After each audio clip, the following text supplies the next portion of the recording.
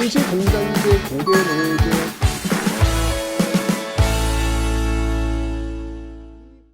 자, 그런데 이 과정에서도 역시 마찬가지로 우리는 저항해요. 자, 어떻게 저항을 하는지 한번 그 내용을 한번 살펴보도록 하겠습니다. 자, 경제적 구국 운동입니다. 여러분들 지금 어떤 식으로 해서 지금 우리나라 그 경제가 침탈되고 있는지를 보셨죠? 자, 그럼 이제 어떻게 저항했는지 한번 살펴보도록 할게요. 자, 우선 이 82년도 띠. 자, 우선 제일 중요한 게 뭐냐면, 지금 이 조청상민수를 무역장정을 통해서 청나라 상인들, 일본 상인들이 내지로 지금 들어오게 되었어. 강화도 조약 등에 불과했는데, 이제 가능해졌단 말이야. 이제 호떡을 팔 수 있단 말이야. 그죠? 이렇게 되니까 당연히 외국 상인들과 우리나라 상인들이 경쟁을 해야 되는 시스템이 된 거예요.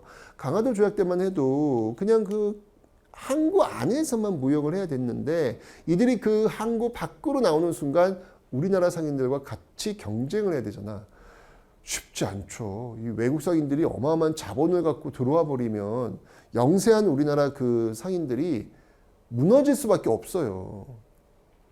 그러니까 거기에 대응하기 위해서 이런 걸 만들어요. 우리나라 상인들이 상회사라는 걸 만듭니다. 그러니까 이 외국 상인들의 자본이 워낙 많으니까 우리는 자본이 적고 우리의 이 영세한 상인들끼리 손을 잡는 거예요. 자본을 모으는 거야. 대응을 하면 그럴 수밖에 없잖아요.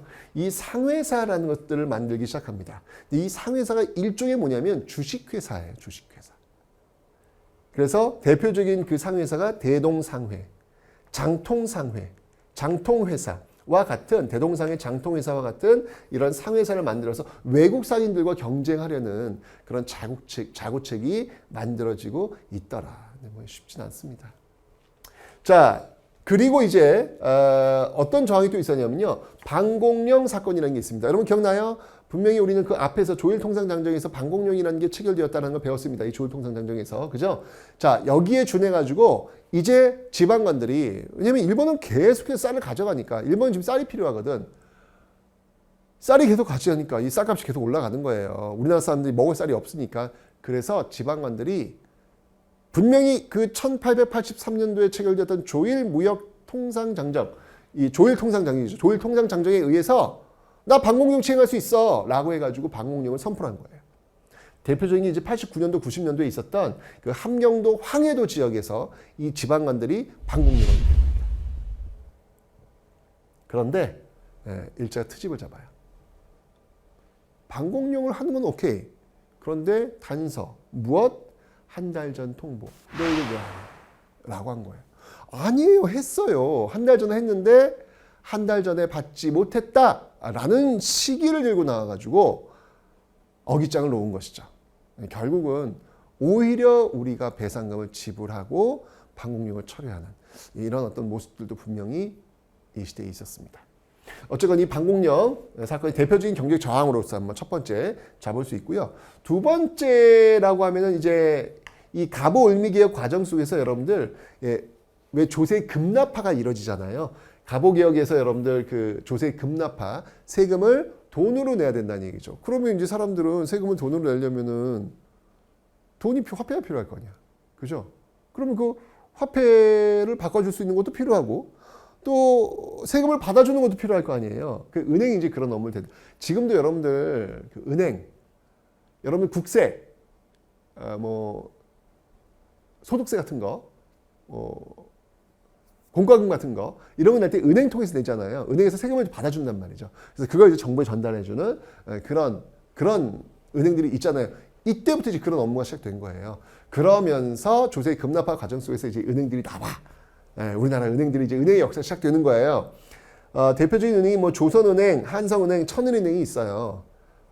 요 한성은행이 지금의 신한은행. 요 역사가 한성은행의 역사가 쭉 이어져 가지고 뭐 이제 나중에 조흥은행을 통해 가지고 이제 지금의 신한은행으로 연결되는 거고 여기 천일은행이 지금의 우리은행으로 연결되는 거예요. 이런 어떤 은행의 역사들이 그러니까 지금 신한은행이나 우리은행이 역사가 이렇게 깊은 겁니다. 이때 이 갑오 을미개혁의 어떤 배경 속에서 나온 은행의 역사가 바로 지금의 신한은행과 이 우리은행으로 연결되고 있다라는 거 봐두시면 되겠네요. 자, 그리고 이렇게 은행을 설립하면서 이렇게 자본을 좀 모으려는 어떤 그런 모습도 있었고요. 그 다음에 이제 정말 대단한 저항 운동이 있었죠. 그게 바로 이권 수호 운동과 상권 수호 운동이라는 거예요. 자, 보세요.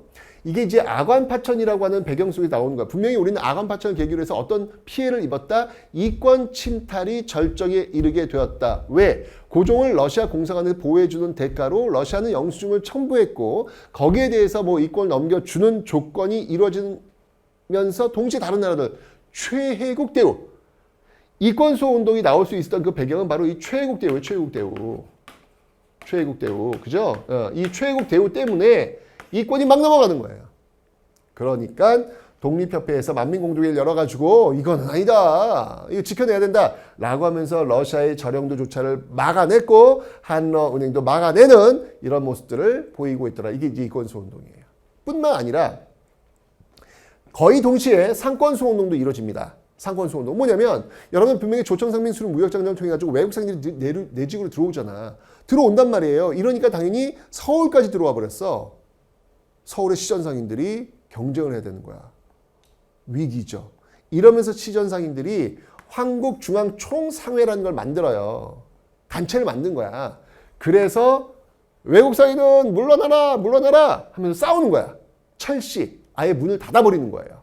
이렇게 하면서 상권수호 운동을 전개하고 있더라. 그러니까 여러분들 그 앞에 80년도에 체결되었던 그 조항들 내지 무역을 가능케 했던 조청상민수령 무역장정 최혜국 대우가 들어가 있었던 그 조미소 통상조약 다 80년대 체결되었던 거 아니겠습니까? 그게 지금 10년 뒤에 이런 결과를 가져오면서 굉장히 큰 피해를 지금 주고 있더라. 그러면서 이제 이권수호 운동과 상권수호 운동이 거의 동시에 이루어지는 것이죠. 사실 이 황국중앙총상회나 독립협회나 같이 연결고리라고 보시면 돼요. 황국중앙총상회를 이끌고 있는 회장이 독립협회 회원이기도 했으니까 이런 내용들을 지금 보시면 되겠습니다. 자, 이렇게 해서 이권 상권수호 운동도 전개한 그런 모습들. 자, 그러다가 자 러일 전쟁 때 여러분들 이제 이 일제는 토지, 경제 시스템 이런 데 관심을 갖게 된다라고 제가 설명드렸잖아요. 자연스럽게 아까 그 대한시설 강령에 의해서 황무지 개간 달라고 했잖아. 그죠? 막아야지. 그래서 이건 이미 애국개몽운동단체라고 배웠죠? 보안회. 그리고 농광회사. 이런 단체들이 황무지 개간을 반대하는 그런 모습들. 그리고 성공을 해요. 성공을 합니다. 이런 모습들을 보이고 있더라. 그러다가 이제 정미 7조약 1907년 당시가 되면 여러분들 나라빚이 많아지는 거야. 나라빚이. 분명히 기억나요, 여러분들? 나라빚 왜 많아지는지 기억나요? 차관을 자꾸 우리한테 지금 쏟아붓고 있잖아. 그죠? 당시 이렇게 국권이 막 넘어가고 있는 상황이 되니까 왜 우리가 이렇게 일본에 지금 끌려다니는 거지? 이유가 뭐지? 많은 사람들이 이제 고민하다가 혹시 우리가 지금 일본한테 빚을 많이 져서 그런 거 아니야? 라는 생각을 하게 됩니다. 그러면서 그래, 우리가 이 국권을 잃어버리지 않기 위해서는 이 나라빚을 갚아야 되겠다. 당당히, 그러니까 쉽게 얘기하면 빚이 많으면 안 된다는 이야기죠. 그 빚을 갚아야 된다. 라고 하면서 국채보상운동이라는 게 전개돼요. 이거 굉장히 시험에 많이 나오는 겁니다. 국채, 그러니까 나라의 어떤 빚이에요. 이것을 갚자라는 운동이 전개된 건데 당시 나라빚이 1,300만 원 돈. 뭐 지금 1,300만 원 그 의미는 아니겠죠. 어마어마한 돈입니다. 정말 그 국가 재정에 엄청난 부분을 지금 차지하고 있는 건데 나라빚이 1,300만 원이에요. 이거 갚자는 이야기예요. 여기에 활약했던 인물이 누구냐면 서상돈, 그 다음에 김광재 이런 인물들이 중심이 되어서 대구에서 출발합니다. 대구에서.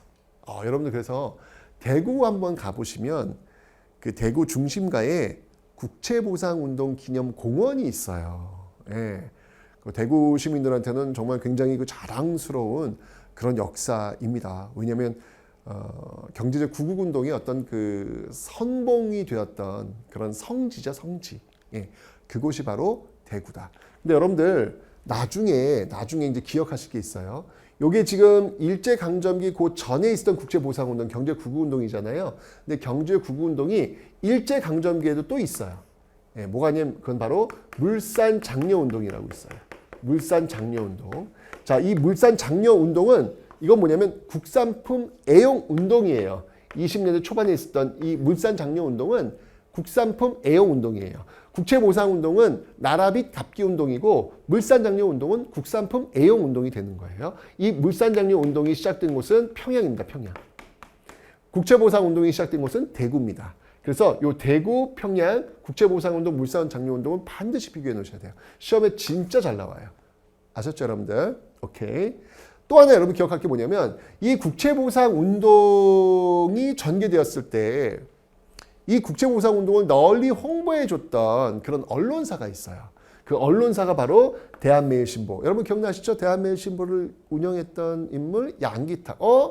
애국개몽운동 언론 활동했던 그 인물.